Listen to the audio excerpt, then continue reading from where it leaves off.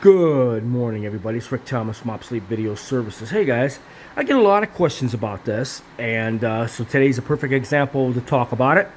And especially since I do production pretty much on virtually every type of format there is, I really have not posted a three-quarter Umatic video in a long time. So today we're going to talk about three-quarter Umatic and how we do it here.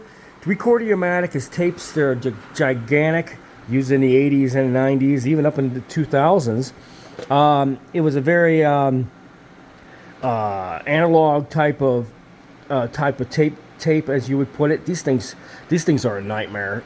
They do go sticky, and just before you ask, they do have to be baked and cleaned at some point. Sometimes they really are bad, but we are doing some three-quarter Umatic tape transfers.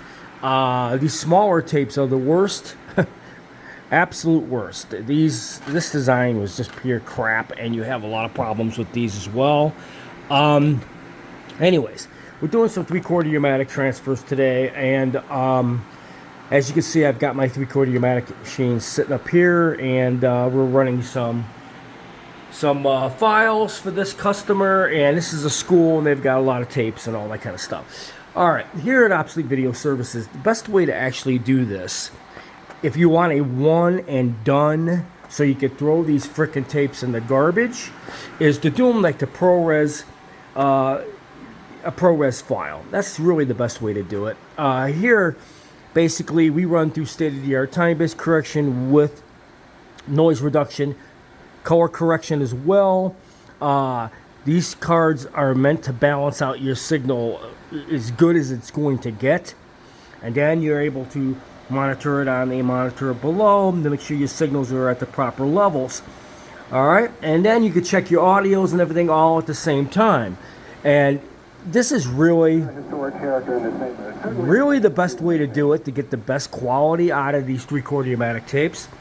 If you're running or copying directly off of a three-quarter Umatic machine, not really the best way to do it. And if you're copying like directly to like MPEG-4 or whatever, if you're going to be using these videos later on for anything, it's not really the best way to do it.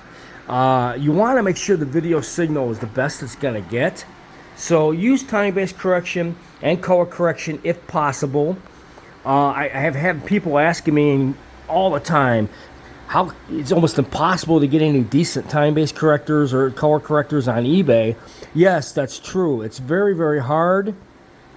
If you're trying to find time-based correctors and color correctors and that type of thing, and you understand the television environment, just keep looking on eBay. You might get lucky. I did twice. And it's not an easy thing, especially mainframe TBCs and color corrections like this. This is a holy grail score. You just don't find this stuff. It's very valuable, and people in the television business that knows anything about it, they scoff these things up real fast. But here we're building a state-of-the-art system, guys. So we basically take your video into all the environments of a television environment to produce the best possible video file for you, which is stuff that some of this stuff goes back in early 80s, early 1979. Some of it's very, very early. So if you're doing three-quarter Umatic, I don't do videos on this very often on this format. We basically do it like everything else. We go through time-based correction, color correction, balance out the audios, and we capture the files to these ProRes recorders. Then I could take that file into the computer and make it a master folder, and then I'll ask them what file they actually want them, and then we could convert them to that file from ProRes, and then put them all to one hard drive and be done with it. So it's several steps I take here from the recorders directly. The ProRes recorders is a great way of doing it because it frees up my computer system so I can do my work over here and still be able to be over on my computer over there. As far as quality, doing them to ProRes and the way I do it, this is a three-quarter Umatic recording on a flat screen TV. This thing looks awesome. And this is done to ProRes, through color correction and time-based correction and noise reduction. So this is really the best way to master three-quarter Umatics. I mean, this is the way you want to do it. Never go directly from the machine I mean, if you got some valuable recordings, stuff from television, like I get TV stations, like I said, they want their stuff mastered, and this is why I set this system up like this. To give them some really high quality masters so they can get rid of their tapes and dump them and keep the files for future projects. So, hope you enjoyed this. This is 3/4 Umatic mastering here at Obsolete Video Services.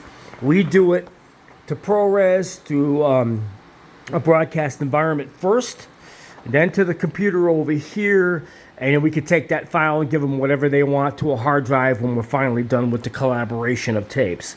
So I hope you enjoyed this video.